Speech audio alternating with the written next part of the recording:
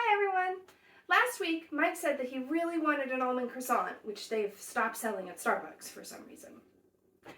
Now, I've already said that French pastry to me is very intimidating, but when I saw that there was a Trinket bear claw recipe in my Exquisite Exandria book, I realized that this might be the perfect alternative to satisfy Mike's request, while at the same time not driving myself crazy trying to make croissants from scratch, because it uses frozen puff pastry, which I almost always have in my freezer.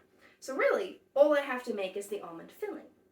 Now, let's see how close we can get to that French pastry flavor without the French pastry stress. Come bake with me. So we're going to start with our filling, and we need 7 ounces of almond paste, and that is exactly 7 ounces. And can I just say, I love when recipes pay attention to things like that. It drives me crazy when you need 7 ounces of almond paste and it comes in an 8-ounce tube or something. That drives me nuts. So, thank you, makers of this recipe. All right, we need butter, more butter, and sugar.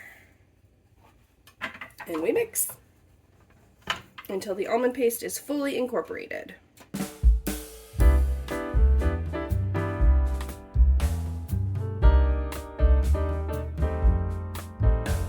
Alright, it's fully incorporated with no little bits of almond paste. Moving on. We need 1 egg white, reserving the yolk for later, flour, salt, and vanilla. Alright, that looks fully incorporated to me and definitely did not take the 1 to 2 minutes that it said it would, so that's nice.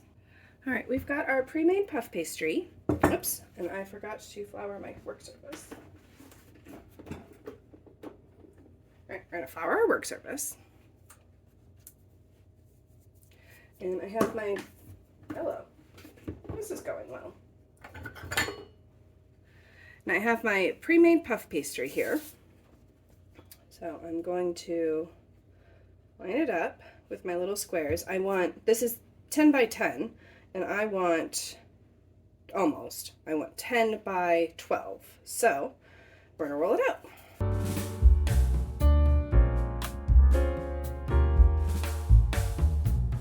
All right, oh, that looks like a corset. All right, we're gonna use a ruler, and I'm gonna square up the edges because I'm trying to make them to be a specific size.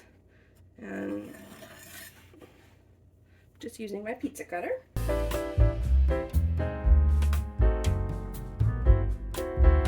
Well, I could have held that tighter, but okay. And then we repeat with the other piece of puff pastry.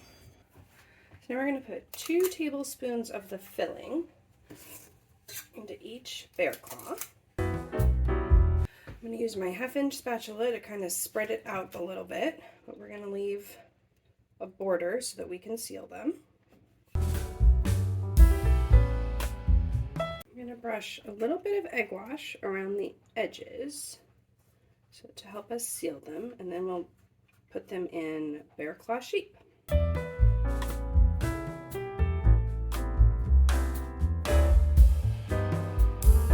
Now I'm going to fold these over and gently press them,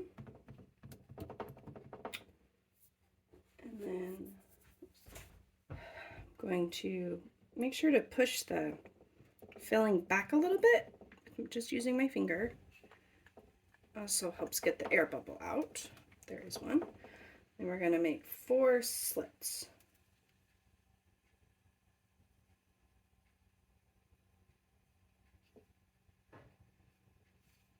And we're going to kind of curve it out. And now it'll give us our bear claw shape. And now we repeat.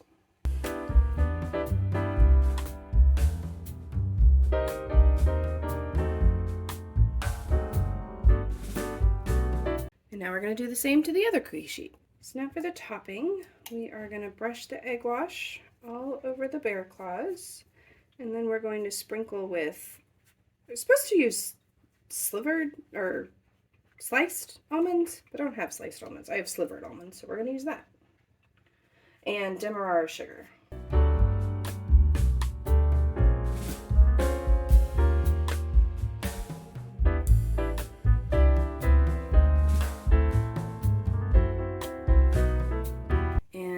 the oven they go.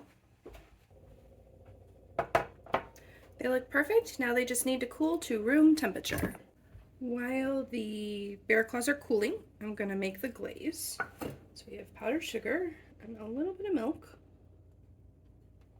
I'm not gonna add all of it because we just want it to drizzle. So I wanna make sure I don't add too much. All right, they're almost fully cooled. And so I'm going to glaze them and then let the glaze set. And I put parchment paper down so that I wouldn't make a horrible mess. At least that's the idea.